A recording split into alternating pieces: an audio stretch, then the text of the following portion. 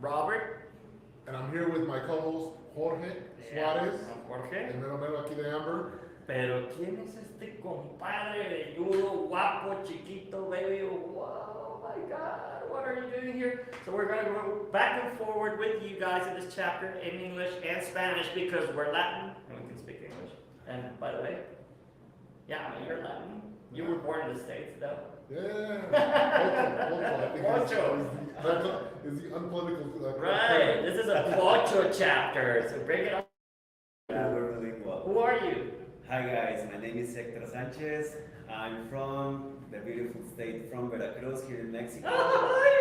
I was a co-founder from a studio called Mecha Studios, and I'm right now working here in Amber. I'm a QA specialist, and I'm working in a beautiful project with Epic Games, testing Unreal Editor. It's pretty awesome. We have been making so much awesome stuff, testing the engine, and I'm pretty excited to be here. So we're going to talk about a lot. So we have two mics, so we got to be just switching between them, all right? Maybe if we keep it here and we speak loud enough. Right. It'll pick up. Speak super loud. Testing. All right, Heck, thank you for being here. We're super excited to have you here, obviously.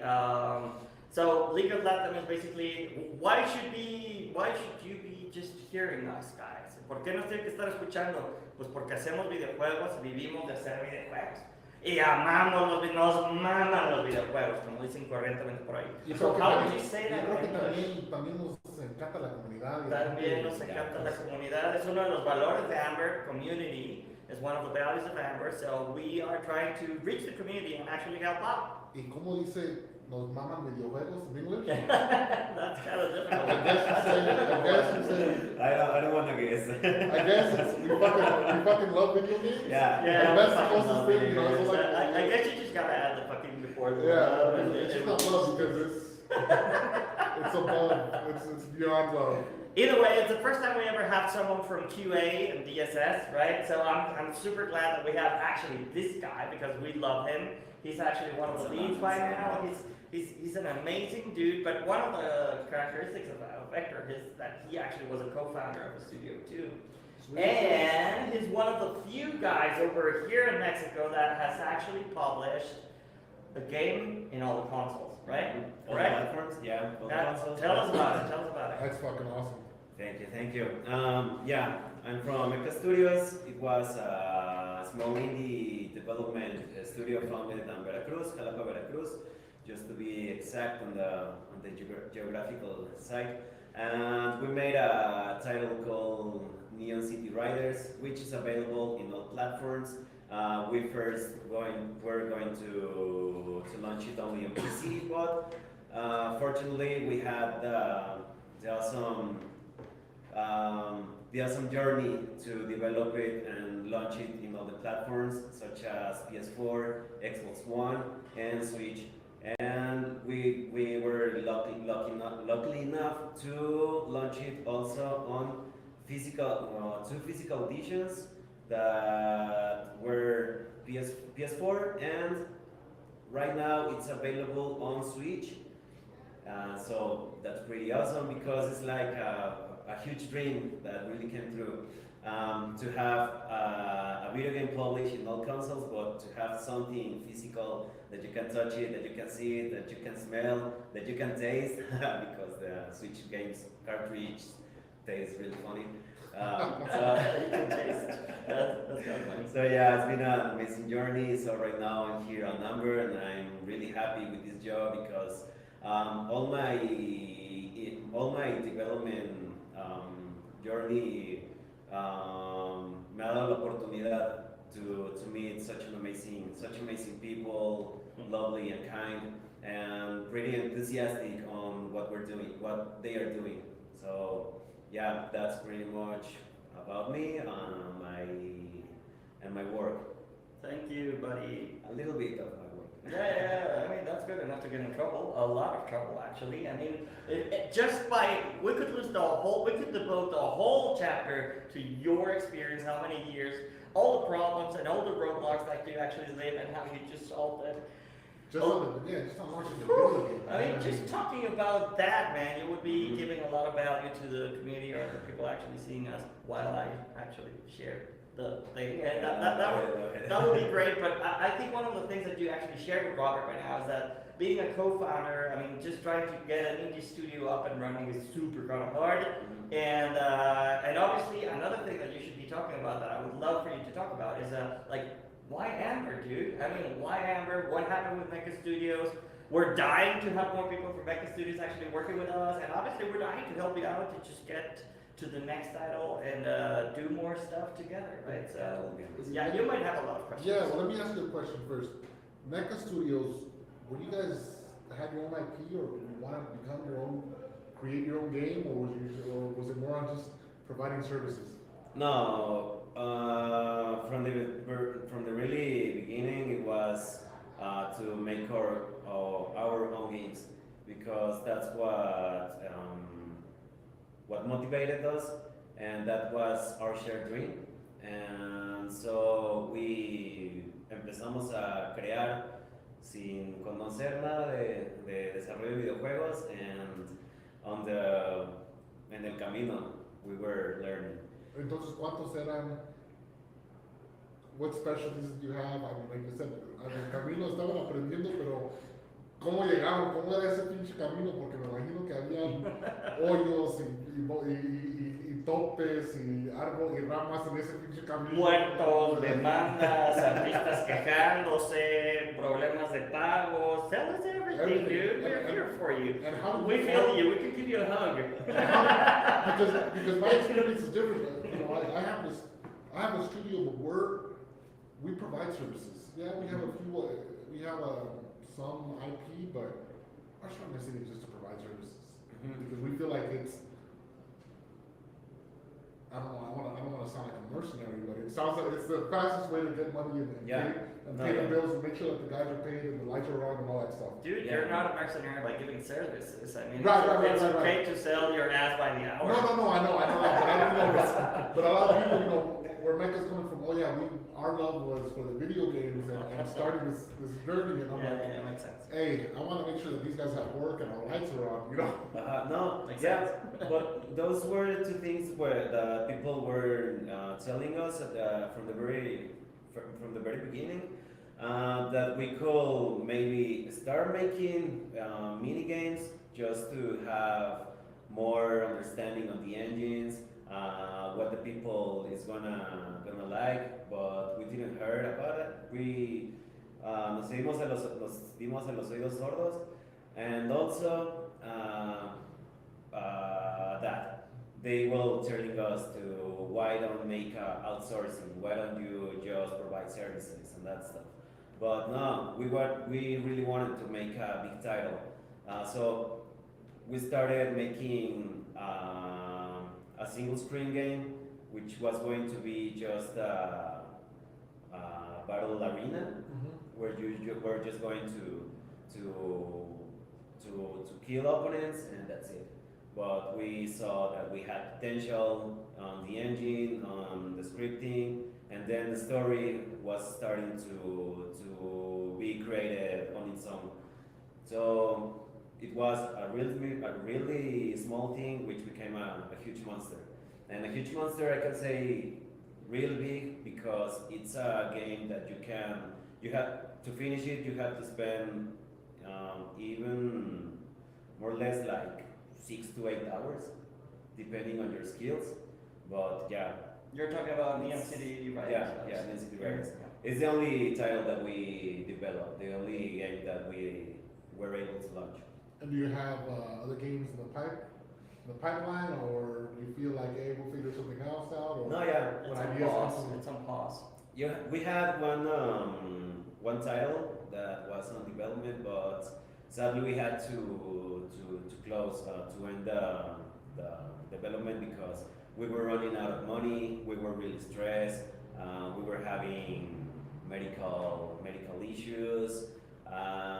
One thing that I want to share to the community is that I was having a lot of mental issues that were bringing me really down. I got in a really huge depression, And well, that's why I'm happy to be here, because it's a sad story, I guess, but You're out of it. yeah, It's still a success, kind man. of out of it, but I think it's a huge thing that people like me have to share with the community, because they have to be sure that what they are getting into, because one big issue is running out of money, and you have to pay bills.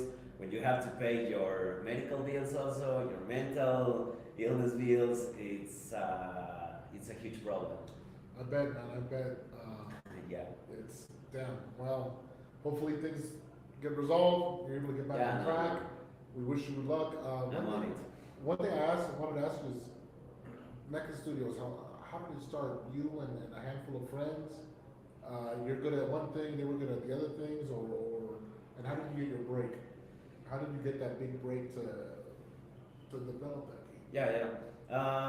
I started with Jorge Garcia, Pogo. It's a friend from many years ago. We met when I was in high school, and he was almost in college, I think. But we were friends that we got to know each other in concerts in Jalapa. Because he had a band, and I was a fan of it, and we started to get closer, be friends. And then when I got finished from school, I was looking what to do. I went to work in New York as a delivery guy in a burger joint. I came back to Mexico, went to Cancun to work in a Dude, I didn't know that. Wow. Yeah, in the marketing agency. And then I got a call from him, and told me that if I wanted to develop games with him. Oh, but also, I'm missing this. We also, just before creating Mecha Studios, we had two projects, which one was a video podcast talking about video games, and also we had a band. Sounds familiar? Yeah. What the heck is that? We had a chiptune band. A chiptune band. Yeah. Isn't that great? So what did you use? What was it? That's crazy, dude. I used to play the guitar. He used to play the drums, and he also made all the music. So, and he created all the music. I don't remember the engine, the platform, but it's the same that it was used for the NES. So you have all the library sounds from the NES, and we used to play all the songs on a PC, and the tracks on the PC, and we played on it with electrical music instruments. And we had a huge deal. We used to play in Mexico. We went to different festivals about indie music, video game music, and then he was like, okay, let's do the next project. You want to make video games? And I was like, all right, but I don't know what to do. I'm pretty lost about development. He knows, he's a developer, so he knows about scripting, but he had no background on video games. So I'm always saying yes to everything. So Which is good and bad at the same time, right? yeah, es un arma de doble filo. But if A you double-edged sword, we would say. Yeah. if you follow through, it's Right. always good though. So yeah, it was like, I'm on it, bitch, and and I jump into the boat with him. So yeah, that was the very first beginning of my career of video games, knowing nothing about it. He was just like, we can search for tutorials. I have this engine that is called Game Maker Studio 2. It was It's done Game Maker, right? Mhm. Cool. He Hey, wa- digan hola a los que están en TikTok. Hey, gracias por estar aquí. Gracias. Ayúdanos compartiendo, porfas. Repost. Y Oscar acá en Gracias. Oscar Aceves en YouTube. Muchas gracias, Oscar. Saludos a todos Saludos. por allá. Van a querer que esté en inglés, en español, en Spanglish. ¿Qué hubo? Ahí vamos. Viera. Saludos. Un abrazo. Muchas gracias, Viera, por estar aquí. Gracias a todos por compartir. Acuérdense que este es nuestro oxígeno, que compartan, que dejen sus preguntas y sus comentarios. Aprovechen que aquí está Hector. Please take advantage that Hector is here. He had an indie studio called Maker Studios. He was one of the co-founders, correct? And he has been one of the few guys over here in the studio that has actually published in all consoles, I recall. And right now he's in QA. We also should be talking about QA, your experience, and UEFN, because I know you're a fan of everything Unreal, well, UEFN related. Yeah. For everyone that doesn't know what UEFN is, what the heck is Unreal Engine for Fortnite? That's fairly new, dude. Can you talk to us about it? Wait, my code. We're telling the story and we're getting off. Oh, sorry, We're trying to lose okay. track of that one, right? So, Sorry, really sorry, quick, sorry. so what was the big Sorry. break? And then we'll get into QA and then we'll, because my question wasn't to get into QA. If you started into this and you didn't have scripting, how did you get into QA? But what was your big break first? Because I know we've been working on my behalf. Our big break was GDC and pulling a few clients out of GDC, and then we're going to XGS Interesting, in yeah. Seattle. I'm sorry, Vancouver. Saludos, Fabián.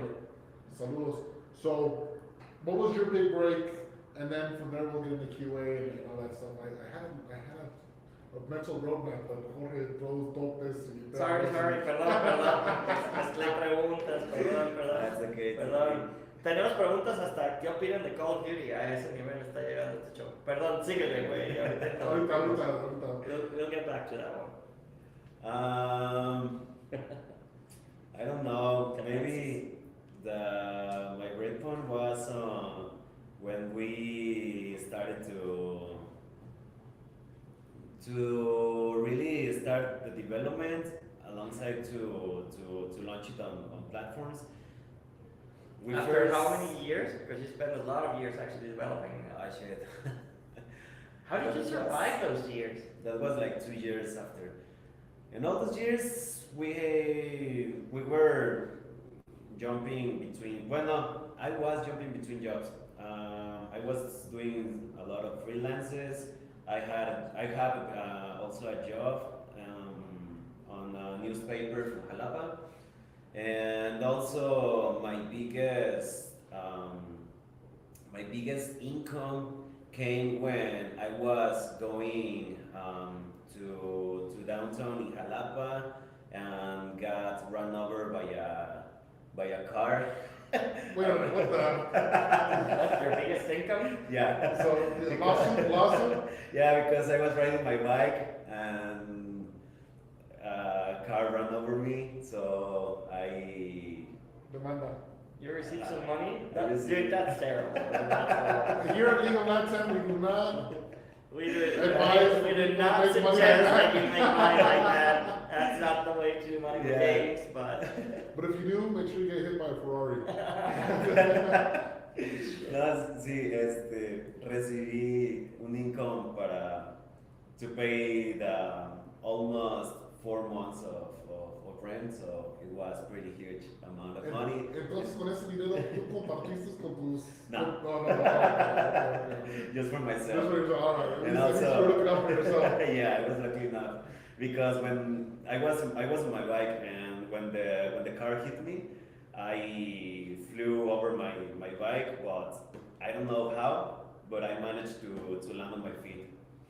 Wow. So, but my bike was Cat, like reflexes like a cat over here. yeah, my bike was destroyed, but it was an expensive one, so that's why I received That money. una cantidad bastante generosa. Muy bien, no entiendo. Está interesante esa historia. Entonces, ¿cómo llegaste a Cuba? You said your background, you didn't even have that background in QA, and you didn't even like it. I mean, I know sometimes that QA is kind of seen, kind of like the behind the scenes to make Yeah. sure everything functions. So when a game is launched, everything's good to go. But it's not. It's kind of one of the unsung heroes of video game making. It is. And it is also considered like the entry-level job for almost everyone who wants to get into the industry, and this guy took advantage of that, and everything else related to his track record. That's interesting. Well, I was a producer on the studio because we were only 3 people. Many hats, the many main hats. But yeah, testing was one of my favorite areas. Also because there were some times when that I had nothing. Well, no, I had a lot of stuff to do, but it was like my comfort zone because it was like taking care of your baby, watch over him, watch over it. So yeah, QA I can say that it's not right now like a comfort zone because coming from a small indie studio to see these projects that we have here in Denver that are pretty huge, you can compare that because here the teams are from I guess from 3 to 16 people, so it's a lot of work to get done, and it's a starting point of career in video games, but also it's pretty important because you're looking after it. Somebody can say you that this kid he already knows how to go to the bathroom, and when you're taking care of it or when it's your turn, it's like, oh no, he's shitting his hell. It's like así lo veo un poco. No, that's a funny way to put it. Yeah.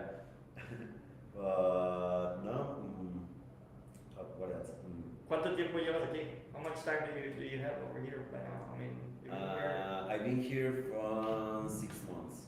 6 months, Yeah, 6 months. half a year. Wow. Half a year. So you came from Veracruz over here? No, from San Luis Potosí. San Luis Potosí, okay. Yeah, we were working remotely on Mecha Studios Okay. because the pandemic. COVID. Yeah, it was interesting because it was good and bad at the same time, right? So, yeah.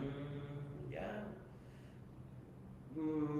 When I was working on San Luis, it was pretty comfortable because I was around with my girlfriend all day long, and I had much time to work out in the mornings and that stuff, but se convirtió en algo pesado to be in my house 24 hours a day.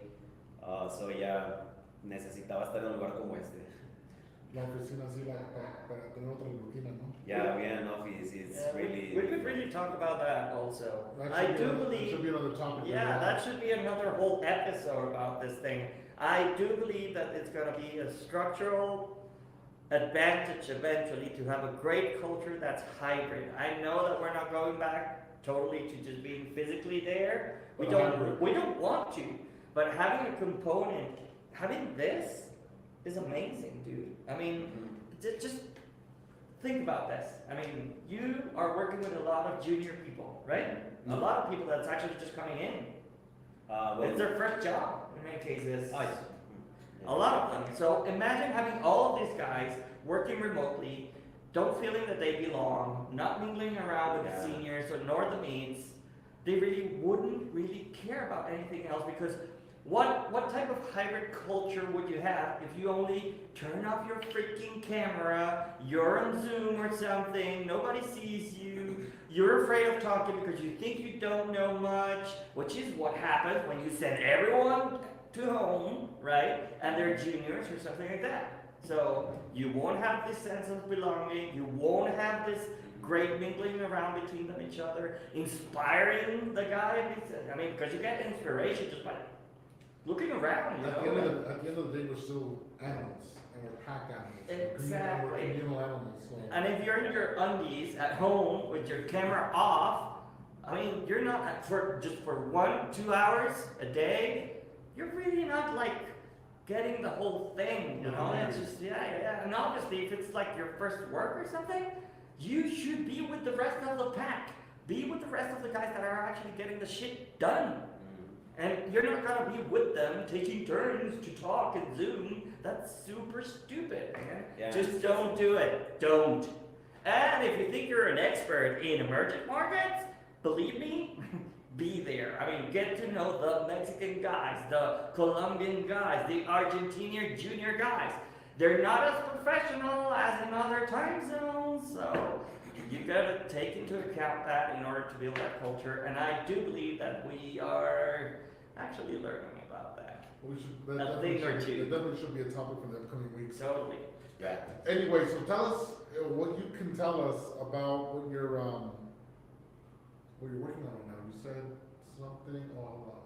Hi everyone. Preguntas. Cuauhtémoc Contreras. Hi everyone. I'm wondering how I can learn to establish a solid development pipeline. I'm interested in starting a video game project with a team. Gracias Cuauhtémoc. Gracias desde LinkedIn. Nos ve Cuauhtémoc. Muchas gracias Cuauhtémoc por estarnos sintonizando por aquí. Yeah, he wants to establish, just look at it because I know that the lab is different. So, I am wondering how I can learn to establish a solid development pipeline. I'm interested in starting a video game project with a team. First thing, well, I want to jump ahead. First thing to do, or my big suggestion will be get to know your team better. Before starting to work, make some dynamics, maybe play video games with them if they're already your friends.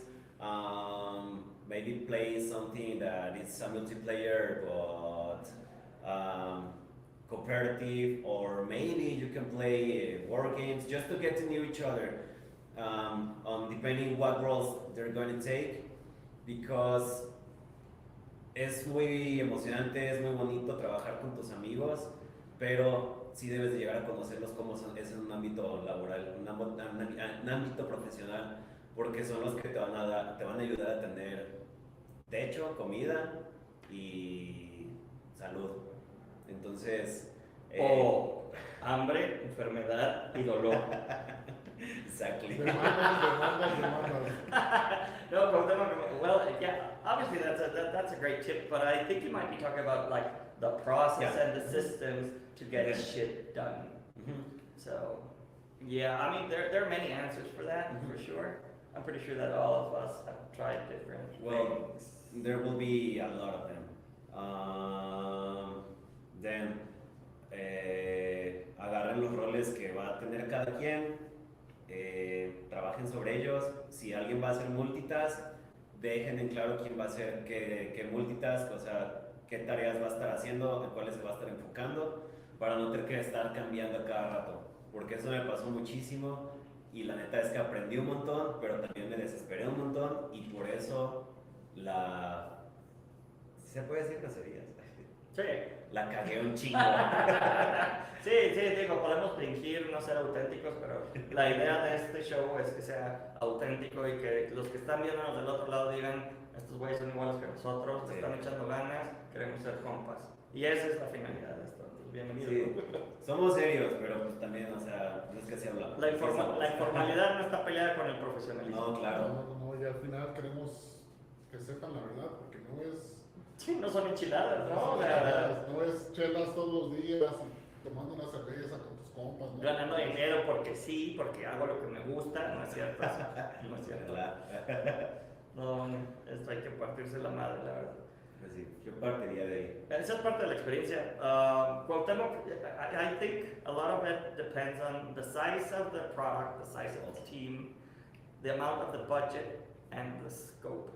So when you're budgeting something, there's always like this triangle that we talk about, right? So what kind of quality do you want, right? What's the scope? How many features? What's it all about? The GDD, how big is it? What's the budget? So how much time, budget, scope do I have? And obviously around that is the leadership, the team, and the whole mission. Because why would you do games? In my, I would just go a step behind what you were talking about. And sometimes you get together with people that's super excited in the very first month, and then they drop out because they really didn't want to do it that much.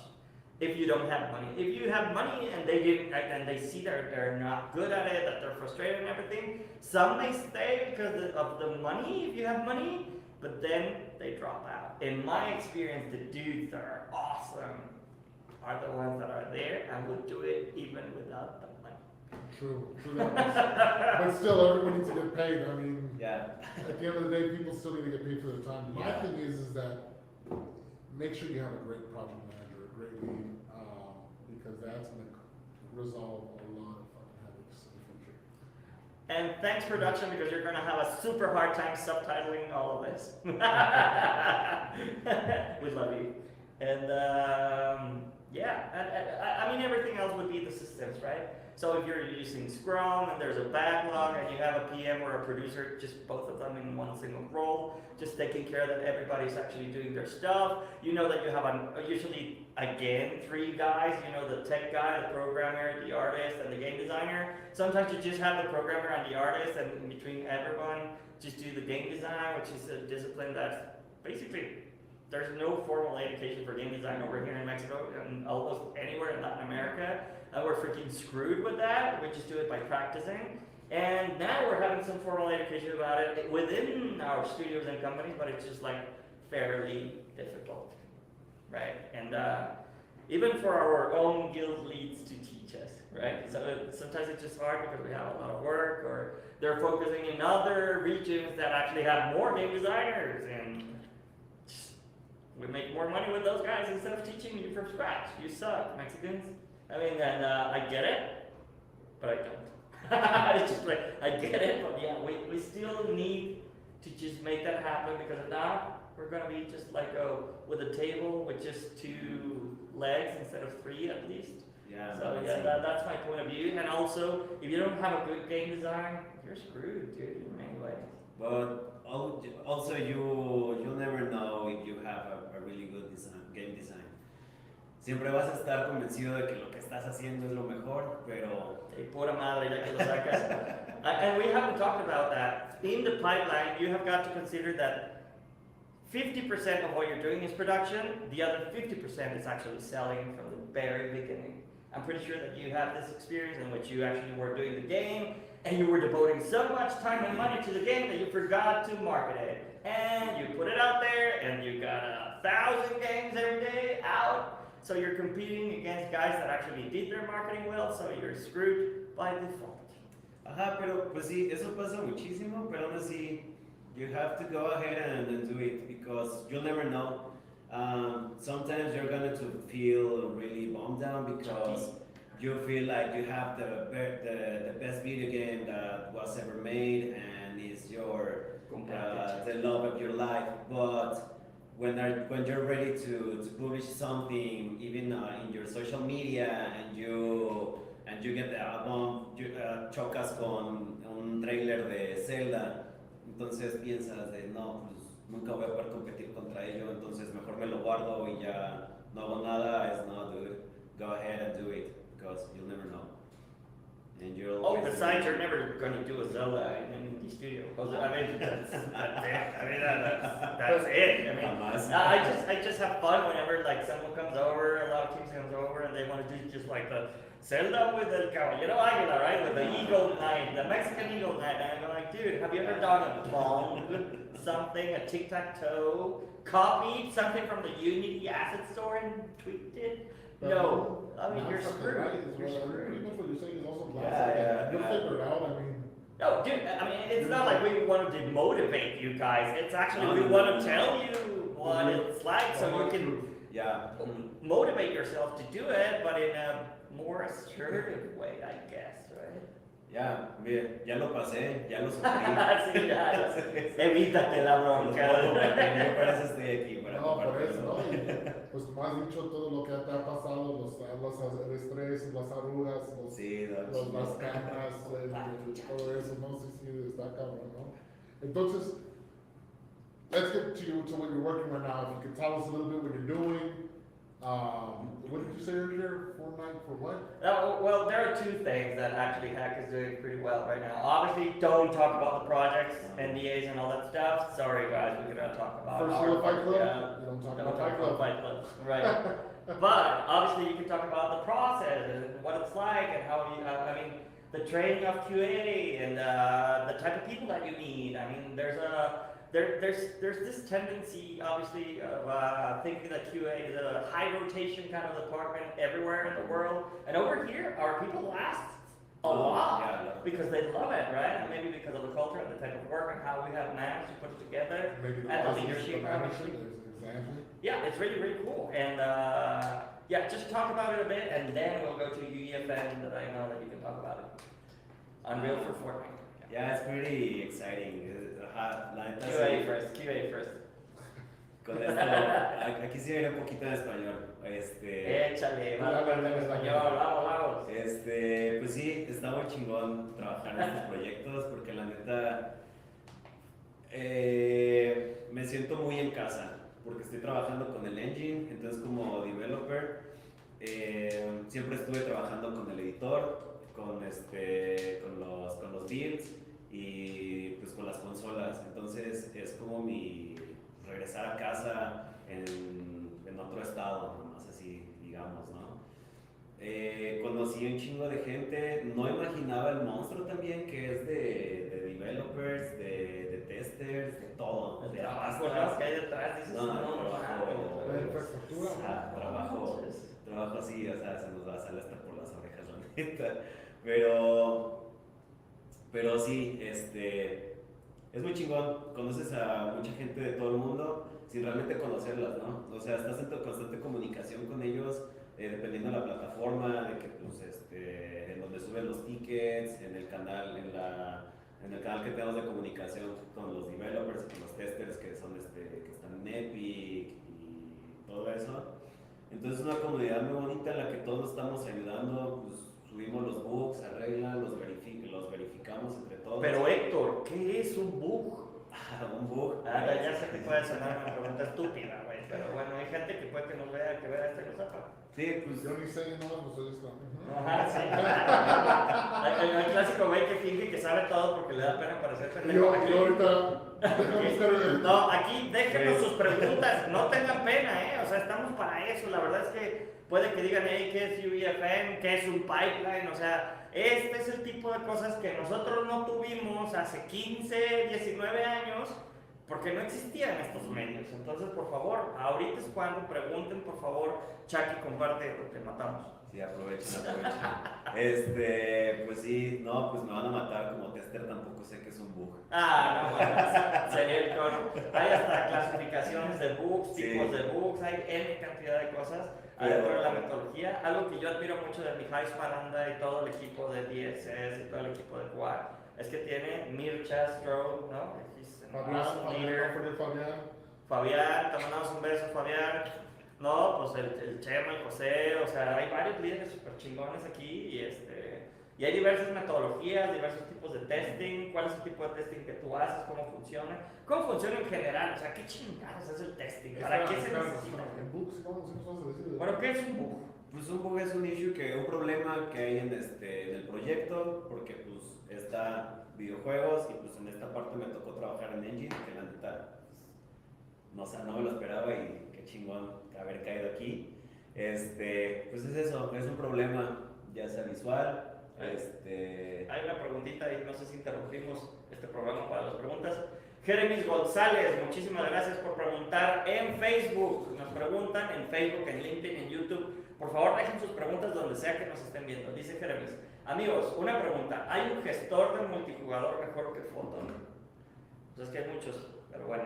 Sí, esa pregunta está más orientada como para los episodios con nuestra gente de ingeniería. Te puedo hablar un poquito de lo que yo conozco. Hay un gestor multijugador de Unreal Engine que precisamente tiene Epic, su gestor multijugador, obviamente especializado e interconectado con su engine. Nosotros alguna vez hemos usado todo. Sí hay algunos mejores que Photon, depende de para qué lo necesites. Hay gestores multijugadores para juegos de HTML. En la parte de Unity también tiene su mismo gestor multijugador, pero funciona de cierta manera. Usamos uno nosotros que compró Amazon, y ahorita no recuerdo cuál era su nombre, perdón. Pero sí, Photon 1 es uno de los más utilizados, lo he visto mucho también conectado en Unity y pues es muy bueno. Si hay uno mejor o no, yo te sugeriría que te metas a comunidad.caraculta.com o ahí en Facebook busca comunidad, así con K, comunidad, y te va a salir Caraculta. Ahí deja tu pregunta y vas a ver como todo el mundo te va a poner sus propuestas y yo también me comprometo. Así dejas esta pregunta, Jeremys, en los comentarios. Jorge, recuerda contestar cuál es y te pongo ahí una lista de algunos de los gestores multijugadores que hemos usado o que conocemos.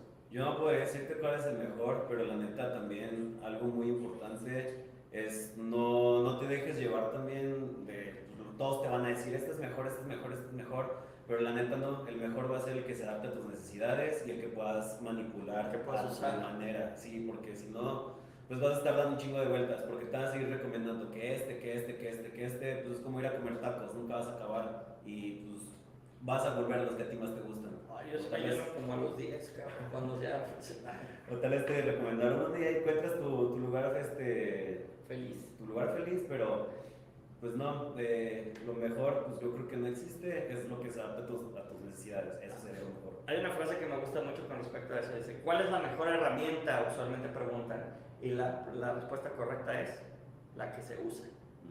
Porque puede haber un chingo de herramientas, por ahí unas súper complejas que no las puedes usar y todo el mundo va a decir que son las mejores, ¿no? Sí. Renderman, ¿no? O sea, ¿cuál es el mejor motor? ¿Y es mejor Unity o Unreal? El que uses, cabrón, con el que sí puedas lograr los resultados y terminar, ese es el mejor. Oye, el mejor para fotorrealismo y nada, bueno, ok, güey, o sea, sí hay algunas preferencias, pero neta, de todos modos, si no lo sabes usar y no vas a terminar, ¿de qué sirve que sea la mejor herramienta? Ah, y la otra también, presupuesto, que se adapta a tu bolsillo. Ah, sí, o luego terminas pagando más, como cuando te empezamos a usar lo de Google, cabrón, no mames. Empiezas bien gratis, así, bien barato, te regala créditos y tú, sí, súper, y pum, te lo acabas y Sí. mocos, papito, ya empezaron a cobrarnos las perlas de la Virgen y ya no nos podemos salir porque ya tenemos todo montado ahí. Chas, cabrón. Sí. Sí, es todo un tema, Jeremías. Gracias por la pregunta. Continuamos con tu patrón de pensamiento en donde ibas, se puede. ¿Qué es un bug? Tipos de bugs, como la metodología. Ya dijo que book es un problema. Un issue, un Ajá, problema. o sea, sí, fácil. Es un problema. That's it. That's it. Pero hay tipos de problemas, hay chicos de cosas, pues no es nada más así como, it's an issue. Sí. And there are all kinds of issues in video games. A lot. Sí. Visual issues, gameplay issues, crashes, typos, whatever you like, you are going to find an issue. Whatever you don't like to. Oscar Aceves nos dice desde YouTube, muchas gracias Oscar por estar dejando la pregunta, ¿qué metodología ágil usan para manejar los proyectos y los tiempos? ¿Usan Scrum? ¿Qué herramientas usan para comunicación y gestión? Teams, Notion, Jira, qué buena pregunta, mi queridísimo Oscar Aceves. Te mandamos un abrazo carnal de aquí desde la boquita. Pues ¿Qué usas? nosotros podría decir que Scrum. Una versión de Scrum, ¿no? Como que todo el mundo agarra el Scrum y luego hace su chalupeito. Ajá, sí, porque pues podría decir, por eso digo, podría decir que Scrum, porque cada quien lo adapta a como más le convenga y como más pueda funcionar, porque nosotros nos ha servido muy bien. Y pues de plataformas, ¿qué dice? Sí, herramientas para comunicación y gestión. Pues una que es de paga, pero tiene su versión gratis y que es bastante útil, es la comunicación. Puedes hacer todos los canales que quieras. Teams lo ocupamos para hacer nuestras daily allocations. Jira para subir issues, para las tasks, para traquear el tiempo de todo ello, de pues, cuánto tiempo te lleva pues, llegar al punto del issue, para poder replicarlo, para poder cerrarlo. Y para las tasks cuánto tiempo te va a llevar y pues para correr los test runs, Yo te voy a dar una recomendación, Oscar, porque de seguro si vas a empezar como empecé yo, o sea, sin nada, piojo y valiendo madre, güey, tener la información en varios tools separados para mí fue un caos. Llegué a perder millones de pesos porque me quitaron permisos de un Google Drive, así de fácil. Entonces es de la chingada, güey, tener todo separado. Mi recomendación, aunque es ruso y y hay que tener cuidado, Bitrix24.com tenía mi conmutador, tiene un Teams, tiene un Notion, tiene un Jira, tiene wikis, tiene páginas, o sea, la meta de esta compañía es unificar a la compañía en lugar de diversificar o fragmentar la información, que es la tendencia de todos para que te cobren más, güey, ¿no? Adquiero otro tool, te cobro más, Microsoft Suite, y ahí andas saltando y esta madre integra y me cambió la vida, porque si no estaba ahí, no se pagaba. E inclusive a los clientes, si no podemos trabajar con esto, o sea, a diferencia de aquí, de Conamber, que nos ajustamos nosotros al pipeline del cliente, pues como teníamos clientes chiquitos, podíamos decirles, güey, déjanos meterte en nuestro sistema para asegurarte la calidad. Sí, pero guíame. y felices porque teníamos pues el chat, nos respondían, daban feedback ahí, luego tenían el Facebook de la chamba, ¿no? Que es como o sea, es chidísimo, la neta. Bitrix24 con B de burro, Bitrix con X, 24.com, y tiene hasta 15 personas gratis, o sea que cualquier equipo indie medio puede entrar ahí. Ya después se empieza a poner más caro, pero aún en la versión más cara es más barato que todas estas herramientas por separado, ya que tienes que pagar que se integren o lo pro. Entonces, esa sería mi recomendación para los equipos chiquitos, aunque sea ruso y estés ayudando a Putin, ¿no? Bombardear. Ay, sí, güey. No, o sea, pero... es gacho, pero bueno, pues la compañía, ¿qué culpa tiene, no? De las decisiones de... Total, ya me cayó, eso es un nombre, perdón. No, pero aún así, lo mismo, lo que mejor se adapte a tus necesidades. Mitch Navarro, muchas gracias, Mitch, por estar dejando preguntas. Hermano, muchas gracias, cabrón, neta, te queremos, Mitch. Nos dice, ¿qué es un blueprint? Y esta pregunta va para ti, a ver si es cierto que tal. Es mi corazón. Ay, no, güey, ¿cómo es? Para que le des una patada cuando lo veas.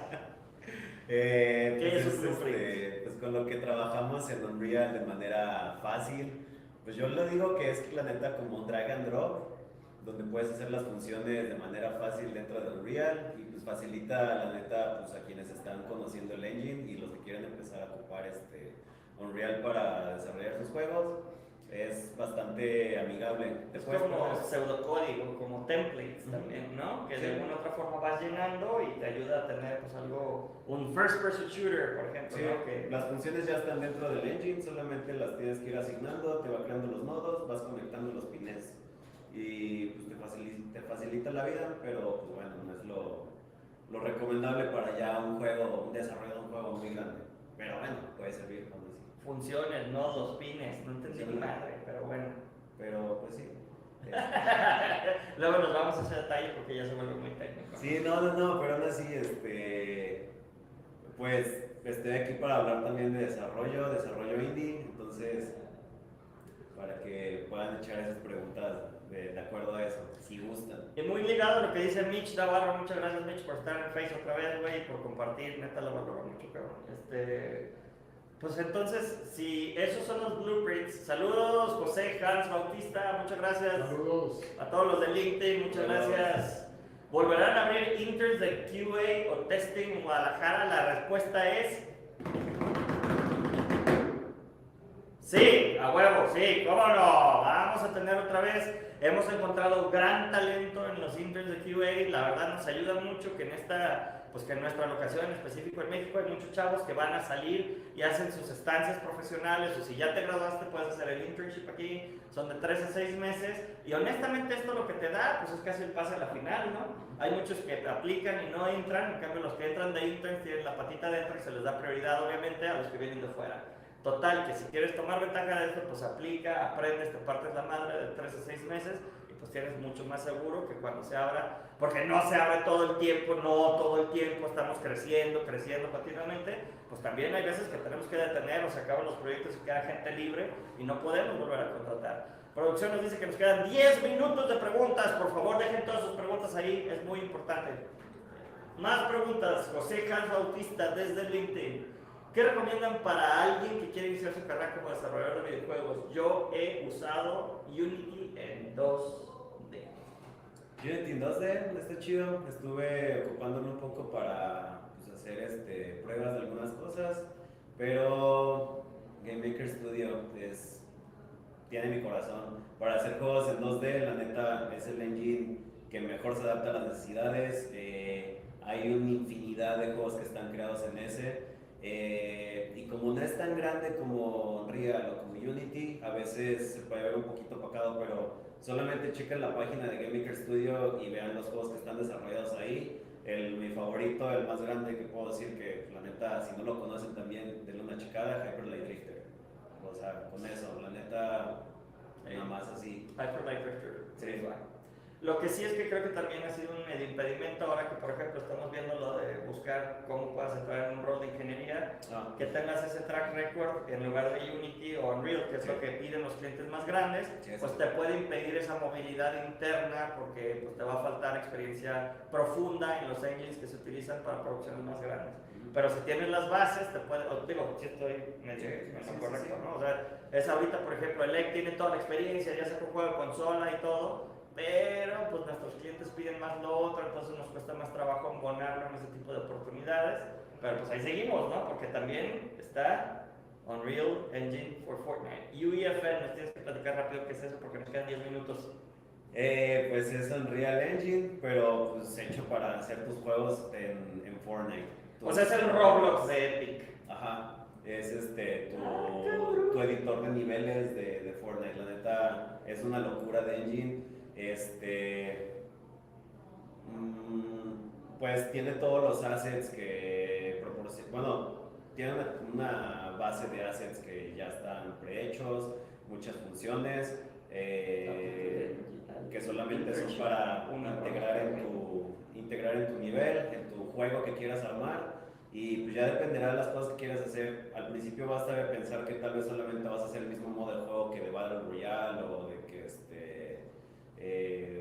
1v1 o algo así, pero no, es una checada nada más así de los juegos que están creados en UFN, que ya están para el público, y son cosas de que la neta no te esperas, bien chingonas, hay incluso juegos de carreras. Sí, es que se puede hacer un chorro de cosas, ¿no? O sea, no es nada más así como, pues clones de Fortnite. No, güey, es como, siento como, pues, ay, güey, es que ni siquiera hay pseudocódigo, o sea, las herramientas son gráficas también, o sea. Pues ocupas lo mismo que les digo, o sea, los blueprints. Bueno, tiene Verse, ¿no? También tiene obviamente sí. su código detrás, Sí. Este lenguaje de Unreal para facilitar. Sí, pues, porque incluso puedes meter tus assets, o sea, puedes meter lo que tú estás creando para que salga la experiencia que tú quieras hacer, y pues está chido porque es como que estás esquineando algo con el motor de Fortnite.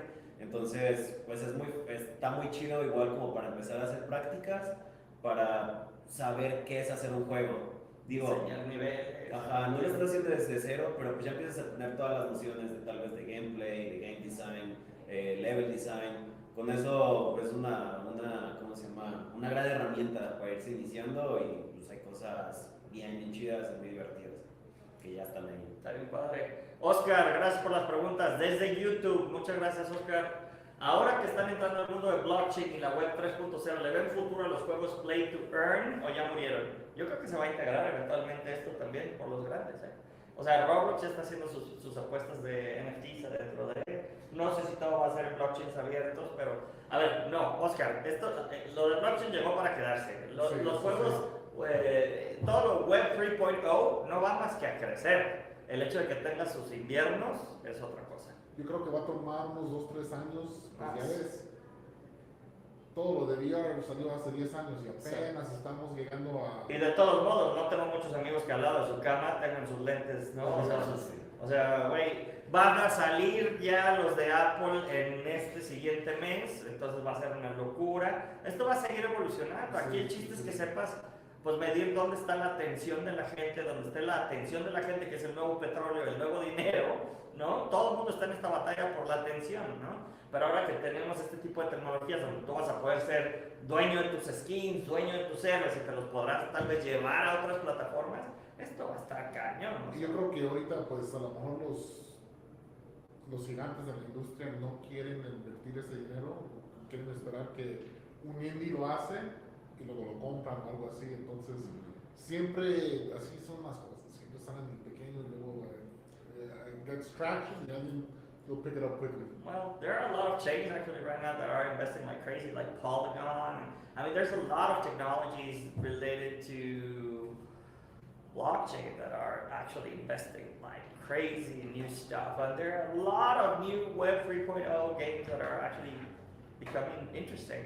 I guess we should invite Marty Kaplan, who's actually the head of our blockchain studio, to talk about this eventually, because obviously he's the one savvy enough to talk with enough authority about this. Sí, Oscar, por ahí va la cosa. Nos preguntaba alguien acá en TikTok, ¿tienen cual? ¿qué recomiendan para poder comenzar en esta área de videojuegos en Cuba? Pues el internship, ¿no? renriquez@amberstudio.com. Se abren las temporadas de internship 2 veces al año y a veces hay extemporáneos. Escríbele y dile, Ramón, me encantaría ser intern de Cuba, por favor dame la oportunidad y pues mantente ahí al tanto con él y persíguelo. La persistencia vence la resistencia. Si te dicen que no y te rindes, pues por eso no logras las cosas. El que se rinde nunca gana y el que gana Nunca se rinde. ay, papito, huevo, güey. No, bien. Creo que ya casi estamos para... Y ya que estamos al final ya estamos al final de la transmisión.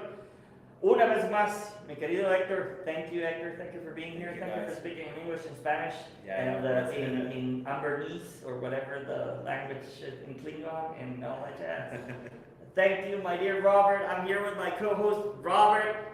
Jorge, you know, it's a pleasure every time I get to see you and hang out and talk to you about this. Thank you for this, buddy. And this is League of LATAM. I don't know what chapter this is, but we talked with our dear friend Hector from QA, who had an indie studio, and he also talked a bit about UEFN. Thank you, everyone. Acuérdense de picarle a la campanita, suscribirse, denle like, compartir, es nuestro oxígeno. Pásenle esto a la gente que quiera entrar con nosotros. Se abre la temporada de internships, hay internships de todas las posiciones. Ayúdenos a crecer la industria de videojuegos, por favor, porque hay mucho talento en Latinoamérica. A lot of them actually speak English. A lot of it is super pro, it's just that they haven't been found yet. If you give them an opportunity, like Amber did to us, They'll shine and they'll prove you wrong, and I guess we can help out. and we'll look forward to you guys next week. See you guys soon. Take care. Gracias. Si quieren más acerca de desarrollo, la neta sí, pónganse en contacto conmigo, soy muy abierto a ello. Me pueden buscar en Twitter como Héctor Esnaco, o digo, no tuiteo mucho, pero sí contesto mensajes. Héctor Esnaco. Héctor Esnaco, o en Instagram como Héctoro, es bien naco. Entonces ahí podemos estar en contacto, y o en LinkedIn también pueden buscar a Héctor Sánchez Morales. La neta, contesto de muy buena gana, siempre estoy feliz de estar apoyando, de ayudar en cualquier preocupación que tengan, cualquier inquietud, cualquier, pues, pregunta que necesiten ahí para saber por dónde ir agarrando el camino del desarrollo de videojuegos. Lo recomiendo mucho, digo, es muy difícil, pero siempre hay que saber cómo, bueno, nunca sabes cómo hacerlo, pero si alguien te ayuda, pues qué mejor. Y la neta, pues ahí estamos, y la comunidad de desarrolladores mexicanos también es muy abierta, es muy chida. Todos lo hacemos con mucho cariño y pues ahí andamos. Espero pues, que se animen a hacer cosas acerca de videojuegos. Jueguen tetrisbit.com y demás. Nos vemos amberstudio.com en careers, ahí apliquen también. Un abrazo, trabajo en videojuegos.com. Nos vemos. Peace.